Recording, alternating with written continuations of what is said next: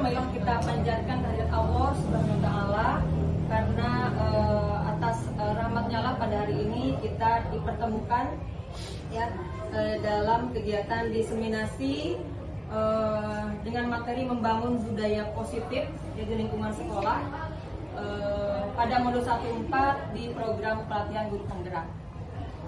Sholawat serta salam mudah-mudahan selalu terlimpah curahkan kepada junjungan kita Nabi besar Muhammad. Baiklah Bapak Ibu yang saya hormati, pada sore hari ini saya akan mencoba memaparkan ya atau menjelaskan apa yang saya pelajari di modul 1-4 ini, yaitu tentang budaya positif.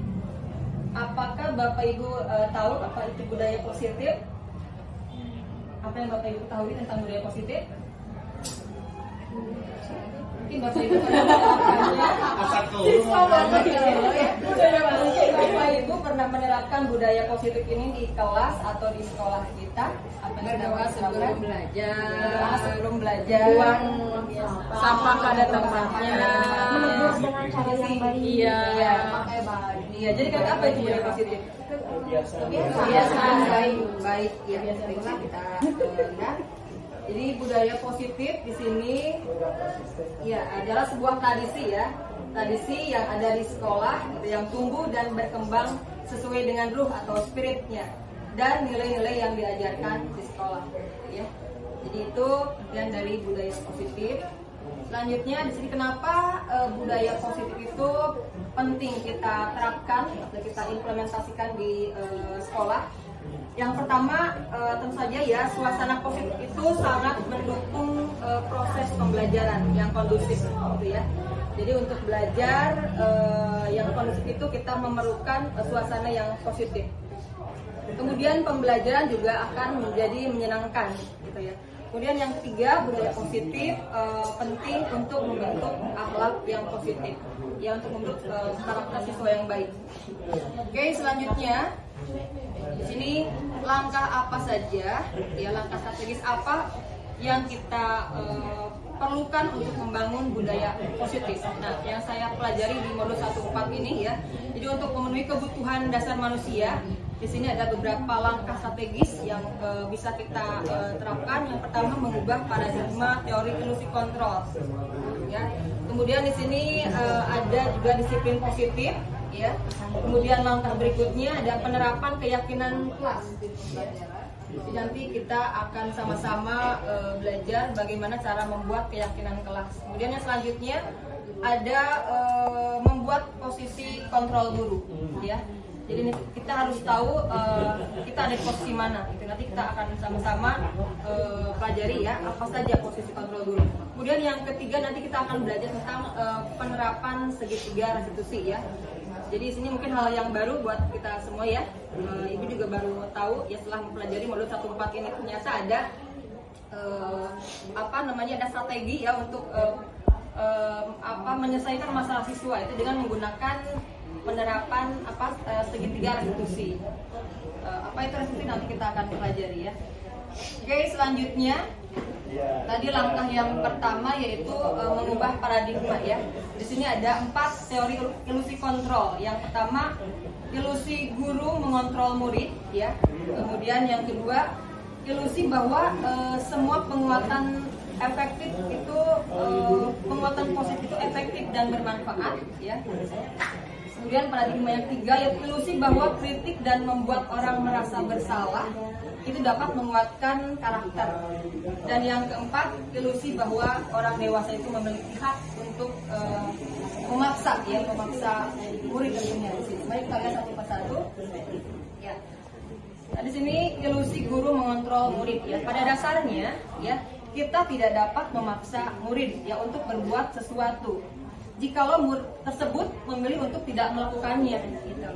Nah, walaupun tampaknya guru sedang mengontrol perilaku murid, hal demikian terjadi karena murid sedang mengizinkan dirinya dikontrol. Ya. Dan saat itu bentuk kontrol guru menjadi kebutuhan dasar ya yang dipilih oleh murid tersebut. Nah, teori kontrol menyatakan bahwa semua perilaku memiliki tujuan. ya bahkan terhadap perilaku yang tidak disukai. Gitu ya. Jadi semua perilaku memiliki tujuan tertentu ya. Kemudian yang kedua, terilusi bahwa semua penguatan positif itu efektif dan bermanfaat, gitu ya. Nah di sini penguatan positif atau bujukan adalah bentuk-bentuk kontrol. Nah segala usaha untuk mempengaruhi murid agar mengulangi suatu perilaku tertentu itu adalah suatu usaha untuk mengontrol murid tersebut. Dalam jangka waktu tertentu, ya, kemungkinan murid tersebut akan menyadarinya dan mencoba untuk menolak bujukan kita, atau bisa jadi murid tersebut ya menjadi tergantung ya pada pendapat sang guru untuk berusaha. Nah, ini paradigma yang kedua. Kemudian yang selanjutnya, ilusi bahwa kritik dan membuat orang bersalah dapat menguatkan karakter. Teori berikutnya, menggunakan kritik dan rasa bersalah untuk mengontrol murid menuju pada identitas gagal. Ya. Kemudian mereka belajar untuk merasa buruk tentang diri mereka.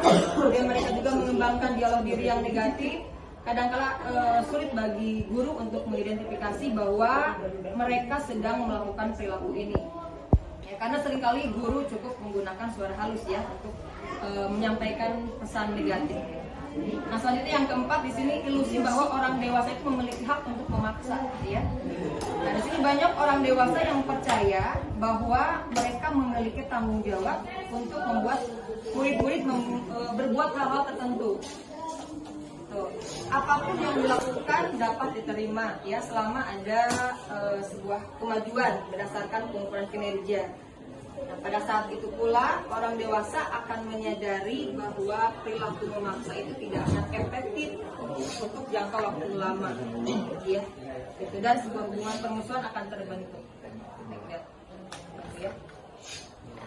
Nah selanjutnya langkah strategi yang kedua dalam membangun budaya positif itu dengan menerapkan disiplin positif, ya. Disiplin positif di sini merupakan unsur utama dalam terwujudnya budaya positif yang kita cita-citakan ya di sekolah-sekolah kita. Nah, tujuan dari disiplin positif ini adalah menanamkan motivasi intrinsik pada murid-murid, ya. Motivasi intrinsik tentunya berasal dari diri murid itu sendiri, ya. Nah, kemudian di sini sebagai pendidik tujuan kita adalah menciptakan anak-anak yang memiliki disiplin diri ya, sehingga mereka bisa berperilaku dengan mengacu pada nilai-nilai kebajikan universal ya, dan memiliki motivasi intrinsik ya, bukan ekstrinsik. Ekstrinsik tentunya ada motivasi yang di luar dirinya ya, dari misalnya karena ingin mendapatkan penghargaan ataupun misalnya karena takut mendapatkan hukuman gitu ya, yang ekstrinsik. Oke, selanjutnya, nah jadi di sini simpelnya disiplin positif itu menumbuhkan kesadaran tanpa iming-iming hadiah ataupun ancaman hukuman. Ya. Disiplin positif, kemudian juga bisa menumbuhkan kesadaran siswa tentang nilai-nilai kebajikan universal ya, untuk membentuk karakter profil pelajar Pancasila. Mungkin Bapak Ibu sudah mengetahui ya dimensi 6 dimensi yang ada di profil pelajar Pancasila. Itu yang pertama ya, beriman, bertakwa kepada Tuhan Yang Maha Esa ya, dan berakhlak mulia. Kemudian yang kedua, dimensi yang kedua yaitu mandiri ya. Kemudian yang ketiga bernalar kritis, berkebinekaan global ya. Kemudian bergotong royong dan kreatif. Ini ya 6 dimensi yang harus kita coba terapkan di dalam pembelajaran kita di kelas. Oke, di sini menurut Ki Hajar Dewantara maupun Diana Gozen ya, di mana kedua pakar pendidikan ini mengartikan disiplin sebagai bentuk kontrol diri ya, yaitu belajar untuk kontrol diri agar dapat mencapai tujuan mulia. Nah, tujuan mulia di sini mengacu pada nilai-nilai atau prinsip-prinsip mulia yang dianut seseorang ya. Yang kita namakan tadi nilai-nilai tersebut sebagai nilai-nilai kebajikan universal. Ya. Nah, nilai-nilai kebajikan universal ini adalah nilai-nilai kebajikan yang disepakati bersama. Ya, jadi tidak dilakukan oleh seseorang, tidak dilakukan oleh guru, ya, tapi disepakati bersama, terlepas dari suku bangsa, agama, bahasa ataupun latar belakangnya. Itu yang dinamakan nilai-nilai kebajikan universal, ya. Oke, selanjutnya di sini William Glaser ya dalam teorinya choice theory menyatakan bahwa seluruh tindakan manusia itu memiliki tujuan tertentu ya, tadi sudah disampaikan kalau bahkan perilaku negatif sekalipun ya itu ada tujuannya.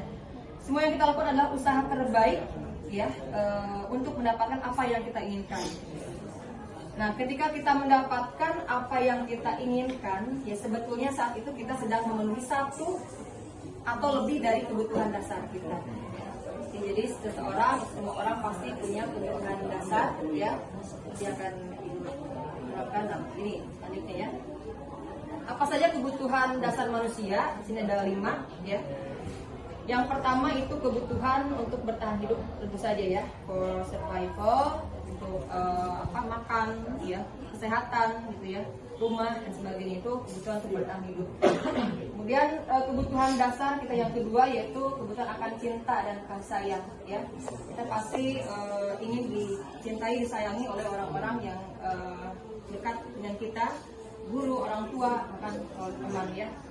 Kemudian yang ketiga kebutuhan dasar akan kebebasan, ya, freedom. Selanjutnya kita juga butuh kesenangan, ya. Dan yang terakhir tentu saja kita juga butuh kekuasaan, power, ya. Biasanya yang ingin jadi seorang pemimpin ya, pasti dia punya kekuasaan yang tinggi gitu ya. Oke. Nah, selanjutnya di sini William Glaser menyatakan bahwa kapasitas untuk berubah itu ada pada diri kita. Jadi orang lain tidak bisa mengontrol diri kita ya selain diri kita sendiri, ya. Jadi kita punya kapasitas yang besar untuk mengubah diri kita sendiri. Nah, jika kita dapat mengidentifikasi kebutuhan apa yang mendorong perilaku kita, maka perubahan perilaku positif dapat dimulai dengan mencari solusi ya untuk memenuhi kebutuhan tertentu dengan cara yang positif ya daripada cara yang negatif. Oke, nah di modul 1.4 di sini juga saya mempelajari tentang apa yang disebut dunia berkualitas ya. Apa dunia berkualitas kita? Yaitu tempat khusus dalam pikiran kita ya. Tempat kita menyimpan gambaran representasi dari apa yang kita inginkan. Misalnya berisi tentang orang-orang yang terbaik ya, orang-orang yang kita sayangi dan hal-hal dan apa yang terbaik dalam hidup kita yang membuat kita merasa bahagia ya dan merasa terpenuhi kebutuhan dasar kita ya. Nah, selanjutnya murid pun ya, murid kita juga mempunyai gambaran dunia berkualitas mereka. Tentunya sebagai guru kita ingin mereka memasukkan hal-hal yang bermakna ya dan nilai-nilai kebajikan yang hakiki ke dalam dunia berkualitas mereka.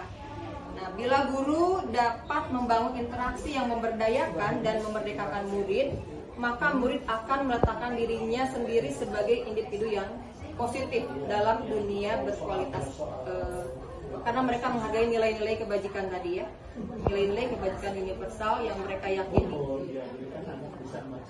Nah, selanjutnya jika 5 kebutuhan dasar tadi sudah terpenuhi ya, mulai dari bertahan hidup, kemudian rasa sayang ya, kesenangan, kekuasaan dan tadi itu murid akan merasa bahagia ya jika 5 kebutuhan dasar tadi sudah terpenuhi.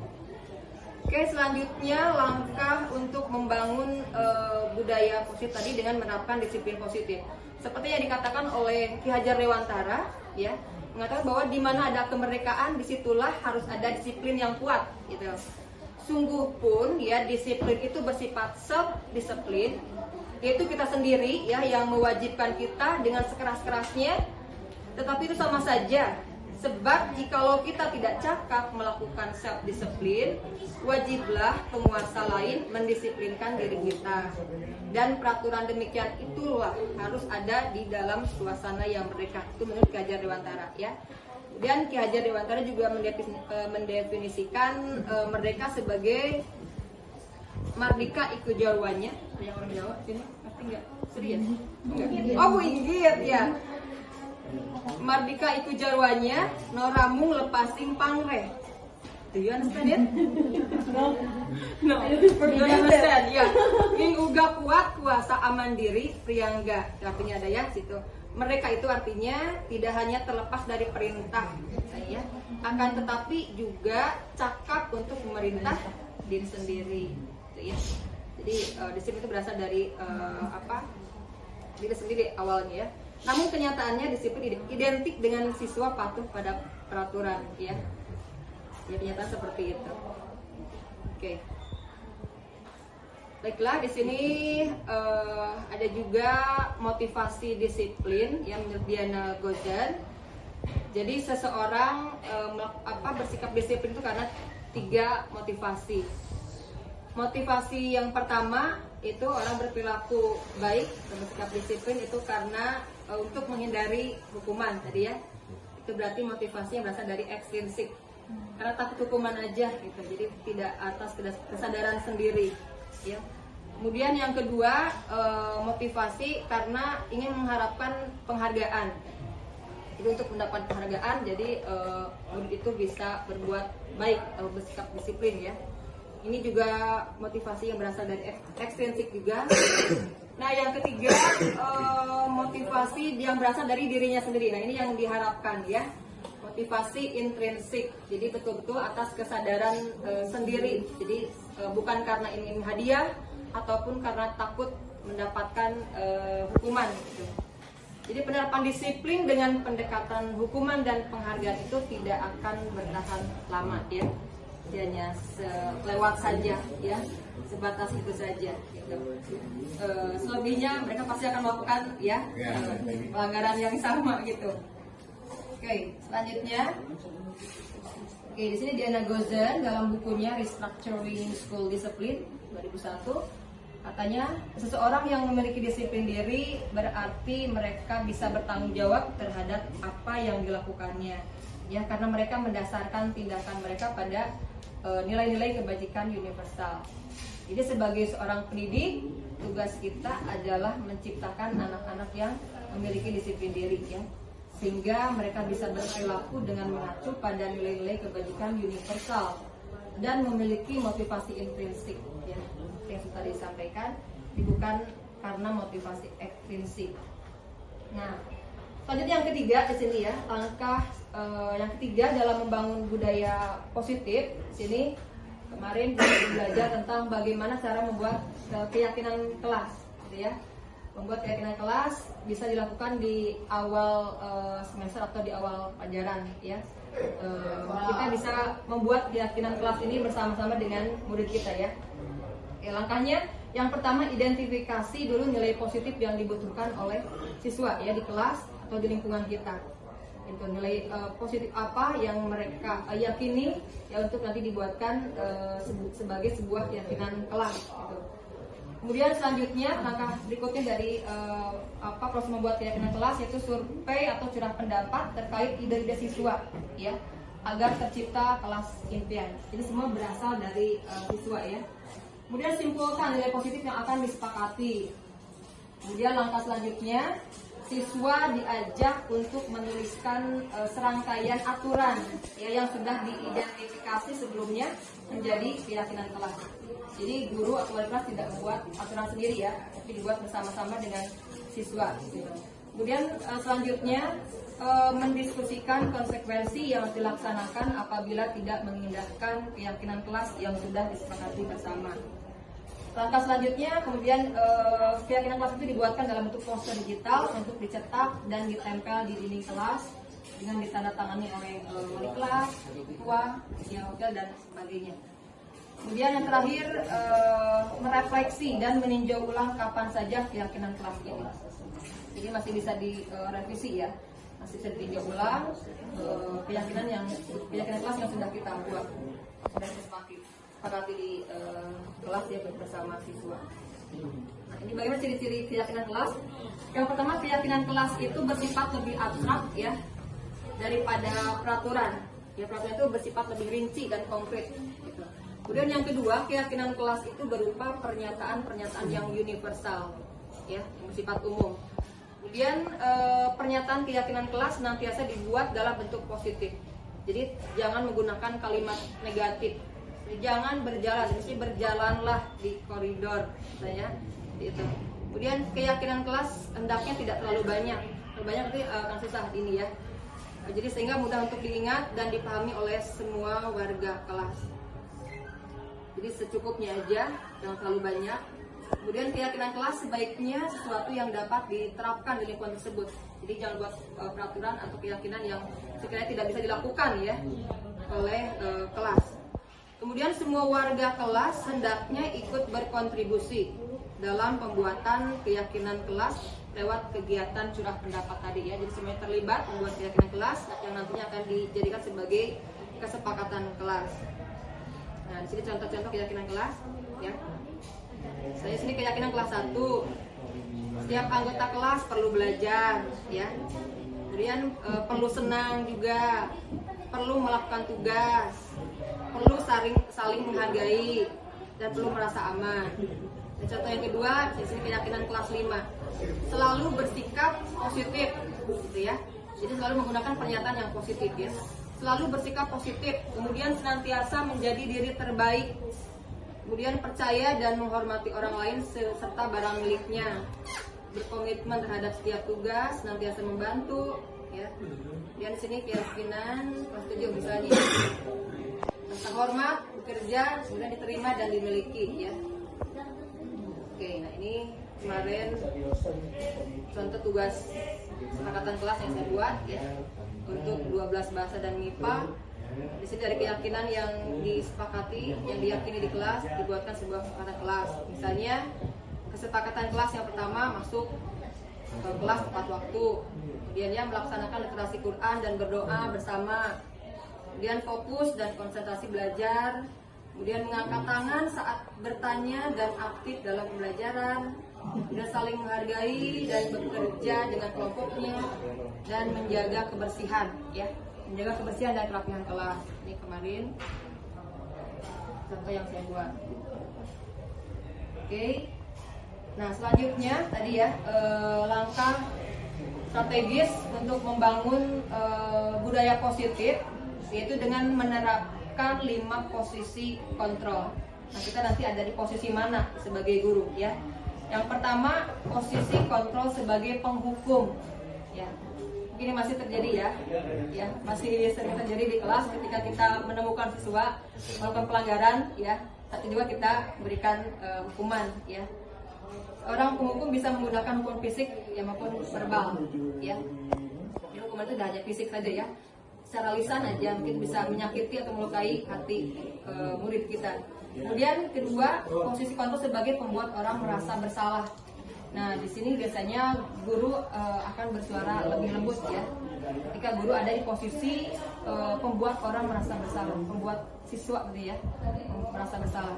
Kemudian ada posisi guru sebagai teman ya.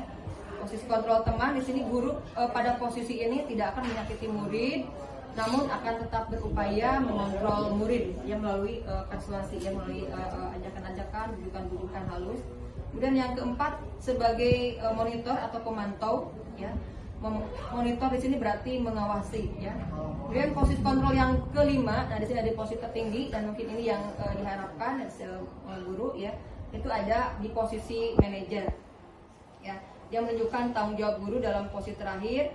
Manajer adalah posisi mentor di mana guru berbuat sesuatu bersama dengan murid, mempersilahkan murid mempertanggungjawabkan perilakunya, kemudian mendukung murid agar dapat menemukan solusi atas permasalahannya sendiri.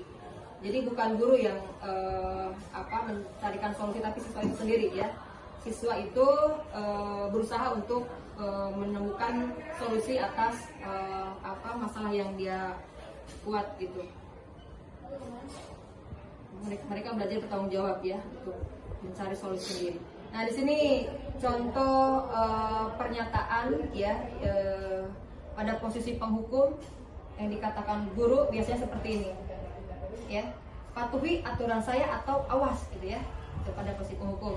Kamu selalu aja salah gitu ya, pasti selalu yang terakhir selesai gitu. Nah itu biasanya dikatakan guru ya pada posisi penghukum. Kemudian pada posisi merasa bersalah biasanya guru mengatakan seperti ini, ibu sangat kecewa sekali dengan kamu Oke, jadi dia ada di posisi yang dengan suara yang lembut ya. Kemudian berapa kali ibu harus bilang, ya berapa kali ibu harus memberitahu kamu gitu ya. Gimana coba kalau orang tua kamu tahu kamu berbuat begini ya. Ini contohnya posisi guru ada di pembuat merasa bersalah. Kemudian posisi yang ketiga yaitu sebagai teman. Nah, biasanya guru berkata seperti ini, ayo bantulah demi bapak ya gitu ya. Ayo bantu demi ibu ya gitu ya. Kemudian ayo ingat tidak bantuan ibu selama ini gitu ya. Ya sudah, kali ini nggak apa-apa, nanti ibu bantu bereskan ya. Jadi dia memposisikan sebagai teman, mencoba untuk mencarikan solusi ya untuk muridnya. Kemudian posisi pemantau ya, posisi pemantau di sini contohnya peraturan apa gitu ya, apa yang telah kamu lakukan, kemudian sanksi atau konsekuensinya apa, ini pada posisi pemantau. Kemudian yang terakhir pada posisi manajer ya. Pada posisi manajer di sini si guru menanyakan keyakinan kelas yang sudah dibuat sebelumnya tentunya ya. Jadi tidak ujuk-ujuk menanyakan keyakinan kelas tanpa dibuat sebelumnya. Jadi di awal tahun sudah kita buat keyakinan kelasnya, kita tanyakan apa yang kita yakini ya. Kemudian apakah kamu meyakininya? Ya. Jika kamu meyakininya, apakah kamu bersedia memperbaikinya? Gitu ya. Dan jika kamu memperbaiki ini, hal ini menunjukkan apa tentang dirimu?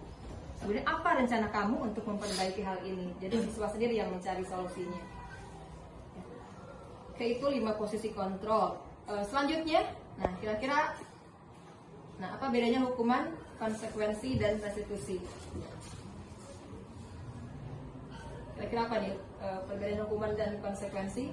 Kalau konsekuensi mah ada kesepakatan. Ada kesepakatan. Kalau hukumannya tidak ada. Tidak ada. Langsung spontan. Spontan ya, tiba-tiba. Oke. Dalam menjalankan peraturan ataupun keyakinan kelas atau sekolah, bila mana ada suatu pelanggaran, tentunya sesuatu harus terjadi. Untuk itu kita perlu meninjau ulang tindakan penegakan peraturan atau keyakinan kelas atau sekolah kita selama ini ya. Jadi tindakan terhadap suatu pelanggaran pada umumnya berbentuk hukuman atau konsekuensi.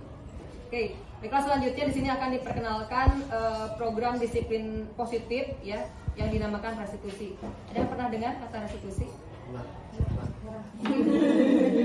Baru saja ya, baru saja dengar. Oke, apa itu restitusi? Oke, kita lihat definisi restitusi menurut Gosden di sini adalah sebuah proses menciptakan kondisi bagi murid untuk memperbaiki kesalahan mereka, ya. Sehingga mereka bisa kembali pada kelompok mereka dengan karakter yang lebih kuat. Oke. Kemudian restitusi juga merupakan proses kolaboratif yang mengajarkan murid untuk mencari solusi ya untuk masalah mereka dan membantu murid berpikir tentang orang seperti apa yang mereka inginkan dan bagaimana mereka harus memperlakukan orang lain, ya. Oke, sebelum kita bahas lebih dalam tentang penerapan restitusi tadi ya, bukannya sudah menyebutkan perbedaan antara hukuman dan konsekuensi ya. Jadi kesimpulannya bahwa hukuman itu bersifat tidak terencana ya, atau tiba-tiba gitu. Jadi yang namanya hukuman, kemudian anak atau murid tidak tahu apa yang akan terjadi dan tidak dilibatkan. Jadi ketika anak berbuat kesalahan guru langsung memberikan hukuman. Ya misalnya anak kesiangan, udah kamu diam di luar ya. Jadi tidak ada kesepakatan di awal, kalau misalnya kesiangan tidak boleh masuk. Kemudian hukuman bersifat satu arah, ya dari pihak guru yang memberikan dan murid hanya menerima suatu hukuman tanpa melalui suatu kesepakatan atau pengarahan dari pihak guru baik sebelum atau sesudahnya. Hukuman yang diberikan bisa berupa fisik ataupun psikis ya. Murid atau anak disakiti oleh suatu perbuatan atau kata-kata. Nah, sementara disiplin dalam bentuk konsekuensi sudah terencana atau sudah disepakati, sudah dibahas dan disetujui oleh murid dan guru. Ya, umumnya bentuk-bentuk konsekuensi itu dibuat oleh pihak guru atau sekolah, dan murid sudah mengetahui sebelumnya konsekuensi yang akan diterima ya bila ada pelanggaran. Pada konsekuensi murid tetap dibuat tidak nyaman ya dalam jangka waktu pendek. Nah, di sini menurut Altikon ya menyatakan bahwa saat kita berulang kali menjanjikan hadiah kepada anak-anak agar berperilaku bertanggung jawab atau kepada seorang murid agar mempelajari sesuatu yang baru atau kepada seorang karyawan agar melakukan pekerjaan yang berkualitas, kita sedang berasumsi ya mereka tidak dapat melakukannya atau mereka tidak akan memilih untuk melakukannya. Itu menurut Taufik. Nah ini ya yang menarik buat saya yang kemarin sudah coba dipraktekkan ya, merupakan hal yang baru itu dalam menangani permasalahan siswa yang melakukan pelanggaran itu dengan menerapkan segitiga restitusi. Ya, Diana Gozan di sini telah merancang sebuah tahapan untuk memudahkan para guru dan orang tua dalam melakukan proses untuk menyiapkan anaknya untuk melakukan restitusi, itu yang bernama segitiga restitusi atau restitution triangle. Ya, yang pertama ini yaitu langkah yang pertama menstabilkan identitas. Ya, jadi kita melakukan menstabilkan identitas terlebih dahulu ketika siswa melakukan pelanggaran. Sesuai dengan teori kontrol, yaitu kita semua akan melakukan hal yang terbaik yang bisa kita lakukan. Kemudian langkah yang kedua, memvalidasi tindakan yang salah, ya, bahwa semua perilaku memiliki alasan. Kemudian yang ketiga, menanyakan keyakinan, ya, sesuai dengan teori kontrol, yaitu kita semua memiliki motivasi internal. Mari kita lihat satu-satu di sini. Sisi yang pertama tadi dalam segitiga restitusi ini yaitu menstabilkan identitas ya. Ketika siswa berbuat kesalahan ya, kita coba menyampaikan kepada siswa bahwa setiap orang itu pasti pernah melakukan kesalahan. Jadi ini menstabilkan identitas supaya mereka merasa tidak tertekan, tidak merasa bersalah gitu ya. Kemudian yang kedua, kita sampaikan kepada murid bahwa mereka bukan satu-satunya yang pernah melakukan kesalahan ini ya. Kemudian sisi yang kedua, memvalidasi tindakan yang salah. Nah, di sini kita sampaikan bahwa kamu tentu punya alasan ya mengapa melakukan ini. Dan nanti mereka juga akan coba menyampaikan alasannya di atas motivasi apa mereka melakukan perilaku tersebut. Kemudian adakah cara yang lebih efektif untuk mendapatkan apa yang kamu butuhkan? Nah itu ya, mereka nanti akan menjawab sendiri. Kira-kira ada tidak ya cara lain yang tidak merugikan orang lain ini. Nah sisi yang ketiga di sini menanyakan keyakinan kelas yang sudah kita buat di awal tadi ya gitu. Nah keyakinan kelas apa yang telah kita sepakati, nanti mereka akan mengingat ya keyakinan sudah dibuat sebelumnya. Kemudian kamu ingin menjadi orang seperti apa gitu ya, ini salah satu cara untuk menanyakan keyakinan. Nah di sini contoh-contohnya ya untuk menstabilkan identitas itu dengan cara mengatakan kalimat-kalimat seperti ini pada siswa. Buat salah itu tidak apa-apa, gitu ya. Tidak ada manusia yang sempurna. Ya, kemudian saya juga pernah melakukan kesalahan itu, gitu ya. Kita bisa menyelesaikan ini. Kemudian kita coba bilang ke anak, ibu tidak tertarik mencari siapa yang salah, ya. Tapi ibu ingin mencari solusi dari permasalahan ini, ya. Dan kamu berhak merasa begitu, ya. Dan yang terakhir di sini, apakah kamu sedang menjadi teman yang baik buat dirimu sendiri? Ini ya contoh-contoh dalam menstabilkan identitas siswa ya ketika mereka melakukan pelanggaran. Kemudian langkah yang kedua tadi validasi tindakan yang salah. Ya, di sini beberapa kalimat ya yang bisa kita gunakan untuk memvalidasi kebutuhan mereka. Contohnya seperti ini. Padahal kamu bisa melakukan yang lebih buruk dari ini ya, gitu ya. Jadi seolah-olah kita mensahkan, memvalidasikan ya tindakan salah mereka gitu. Kemudian kamu pasti punya alasan mengapa melakukan hal itu. Dan kamu patut bangga pada dirimu sendiri karena kamu telah melindungi sesuatu yang penting buatmu. Yang terakhir di sini, kamu boleh mempertahankan sikap itu, tapi kamu harus menambahkan sikap yang baru. Dan yang terakhir tadi menanyakan keyakinan kelas ya. Langkah ketiga dari segitiga restitusi itu yaitu menanyakan keyakinan kelas. Di teori kontrol menyatakan bahwa kita pada dasarnya tadinya termotivasi secara internal. Ketika identitas sukses telah tercapai, langkah 1 tadi, kemudian dan tingkah laku yang salah telah divalidasi ya pada langkah 2, maka anak akan siap untuk dihubungkan dengan nilai-nilai yang dia percaya yang sudah disepakati sebelumnya dan berpindah menjadi orang yang dia inginkan. Nah, pertanyaan di bawah ini bisa kita gunakan ya untuk menghubungkan keyakinan anak dengan keyakinan kelas. Ya, apa yang kita percaya sebagai kelas atau keluarga, apa nilai-nilai umum yang kita telah sepakati, apa bayangan kita tentang kelas yang ideal, ya kemudian kamu ingin jadi orang seperti apa. Itu ya mungkin beberapa pertanyaan bisa kita gunakan ketika kita menerapkan segitiga institusi. Iya. Oke. Kira-kira bagaimana Bapak Ibu tertarik kita untuk menerapkan segitiga institusi? Ya. Mudah-mudahan kita bisa mencoba untuk membangun budaya positif ini, salah satunya dengan menerapkan segitiga institusi tadi, ya, dalam menangani permasalahan siswa. Mungkin saja yang bisa saya sampaikan, ya, untuk pemahaman saya mengenai materi 1.4 tentang budaya positif ini. Mungkin Bapak Ibu yang mau bertanya atau ada yang mau berbagi tentang pengalamannya menangani anak setelah, silahkan. Mungkin Bu Feni.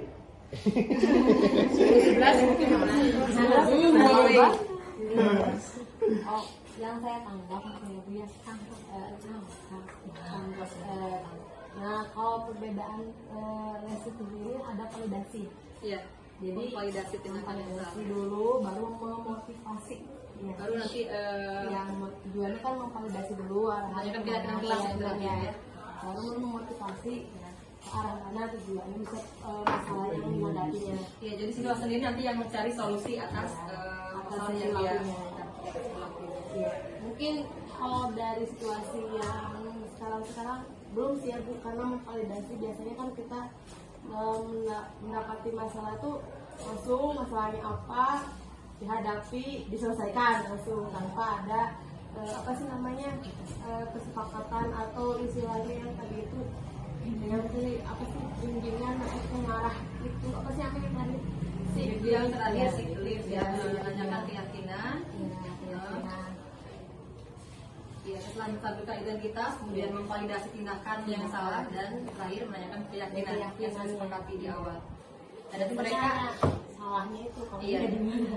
Ya, jadi di sini siswa bertanggung jawab untuk mencari solusi sendiri ya atas masalah yang dia buat gitu. Ya, kamu harus bagaimana, nanti dia akan menjawab sendiri ya. Oh, saya harus begini Bu, biar nggak telat gitu kan misalnya. Terus kamu harus bagaimana untuk mengejar ketinggalan kamu? Oh, saya harus misalnya kan. Saya harus misalnya melihat kerjaan iman misalnya. Jadi mereka sendiri yang mencari solusi ya atas permasalahan yang mereka. Biasanya kita yang memberikan solusi. Iya, biasanya kan gurunya ya. Jadi yang guru yang kita sebagai teman misalnya ya, untuk mencarikan solusi. Itu jadi ilusi kontrol itu ya bisa jadi. Ada lagi mau berbagi? Ya, sepertinya waktu juga sudah menunjukkan 5 menit lagi ya. Ya, baiklah Bapak, Ibu, mungkin itu saja yang bisa saya bagikan saat ini ya. Saya juga masih mencoba untuk menerapkan ya teori yang saya dapatkan di modul ini. Mudah-mudahan kedepannya bisa lebih diimplementasikan lagi ya di kelas dan bahkan mungkin di sekolah kita. Sekali lagi terima kasih atas perhatiannya, atas kehadirannya. Cukup sampai di sini dulu. See you. Assalamualaikum warahmatullahi wabarakatuh.